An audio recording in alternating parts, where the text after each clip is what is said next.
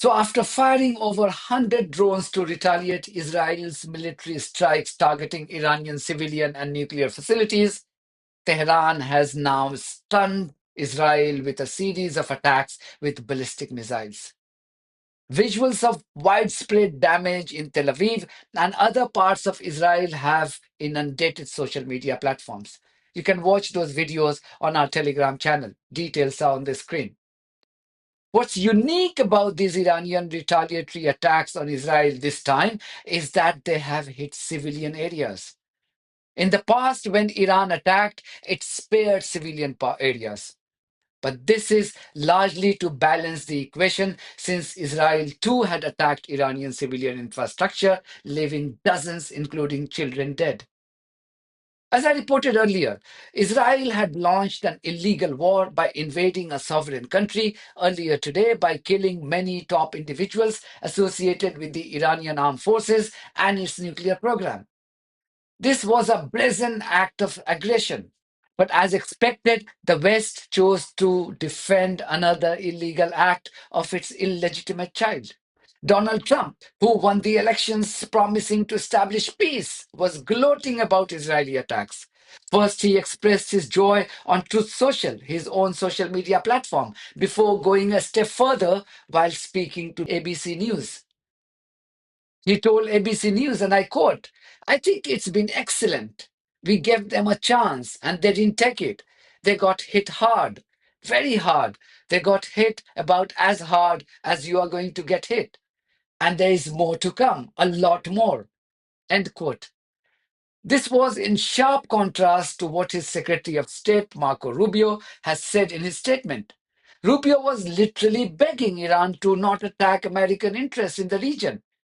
You can watch my earlier video on that here. UK Prime Minister Keir Starmer gave a late response, but he didn't leave any doubts in anyone's mind about his support for Israel's yet another illegal act. He tweeted, and I quote, "The reports of these strikes," see, he can't name Israel even here. So he says, "These strikes are concerning, and we urge all parties to step back and reduce tensions urgently. Escalation serves no one in the region. Stability in the Middle East must be the priority, and we are engaging partners to de-escalate. Now is the time for restraint, calm, and a return to diplomacy." End quote. French President Emmanuel Macron, he wrote, and I quote, "France has repeatedly condemned Iran's ongoing nuclear program and has taken all appropriate diplomatic measures in response. In this context, France reaffirms Israel's right to defend itself and ensure its security." End quote. Can you see his shameless support for an illegal act and violation of international law? Israel commits a crime by attacking a sovereign country and targeting nuclear facilities. And he condemns Iran in his statement. He was the same chap who was calling Russia the aggressor when he met Trump earlier this year. Because, this war costed all of us a lot of money. And this is the responsibility of Russia, because the aggressor is Russia. The double standards of these warmongers and racist clowns has no limit. When it suits them, they pretend to be the champions of human rights and human values. And when it doesn't, they don't even care about being seen as pure evil. For long, they have fooled the world, but not anymore. Can you believe that Starmer spoke to Macron and German Chancellor to unanimously agree that Israel has the right to defend itself by invading any sovereign country in the region? Do you still think people will take their lectures on morality seriously in the future? A Downing Street spokesperson has told us that the Prime Minister has spoken to the President of France, Emmanuel Macron, and the German Chancellor, Friedrich Merz, this morning, following the developments in the Middle East overnight. It says the leaders discussed the long-held grave concerns about Iran's nuclear programme and called on all sides to refrain from further escalation that could further destabilise the region. It says the leaders reaffirmed Israel's right to self-defense and agreed that a diplomatic resolution rather than military action was the way forward. They look forward to speaking again soon. Conservative leader Kemi Badenoch, she was another politician gloating about Israel's attack. Watch her abhorrent comments here. She knows Israel is the aggressor, but she would still condemn Iran. Iran is an enemy of the UK. Our security services have told us that they tried to carry out terrorist attacks on UK soil. We do not want Iran gaining nuclear weapons. And if Israel is stopping Iran from getting nuclear weapons, they should not be condemned for that. That would be something that I support. She thinks bootlicking her Israeli masters would fulfill her aspirations to become a future prime minister. She's being a delusional if this is indeed what she thinks. It's only a matter of time before she is kicked out of her current post in the Conservative Party. So after a gap of many hours, Iran overwhelmed the settler colony with ballistic missiles.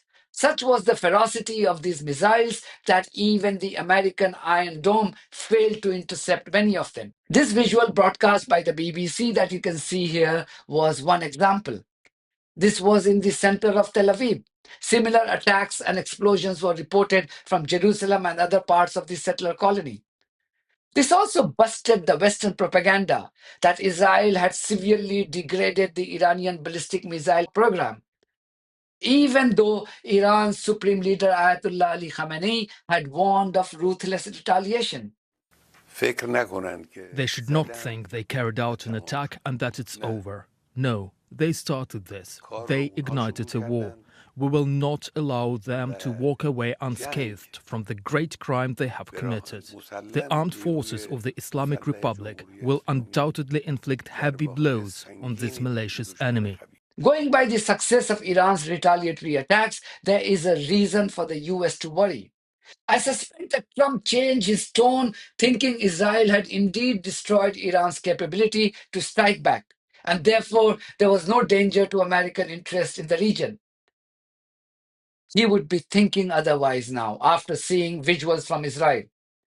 And he has more reasons to worry since there are reports that the US took part in intercepting one Iranian missile. Listen to this expert on the BBC. How Iran responds is going to shape the next few weeks. Iran might simply limit its attacks on Israel and hope to claim a symbolic win. It might do a more sustained campaign, including terrorism, not only against Israeli targets, but also Jewish targets around the world. But Iran might believe that the United States is part of this. President Trump's remarks that he knew about the operation, even as the United States was negotiating, create the impression that the United States was providing cover for Israel. The United States is assisting Israel with air defense. So Iran might say it's going to attack various American targets as well, and that would widen the war. Even the head of the IAEA, International Atomic Energy Agency, told the UN Security Council this evening that Israel had committed another crime by targeting nuclear facilities of Iran. In this regard, as I also reminded the Board of Governors of the IAEA, there are numerous General Conference resolutions on the topic of military attacks against nuclear facilities, in particular resolutions General Conference 444 or 533, which indicated that any armed attack or and threat against nuclear facilities devoted to peaceful purposes is a violation of the principles of the Charter, international law, and the statute of the agency. I said it several months ago in one of my videos that the only defense Iran has against the aggressors in the region is a nuclear bomb. It failed to work on its program.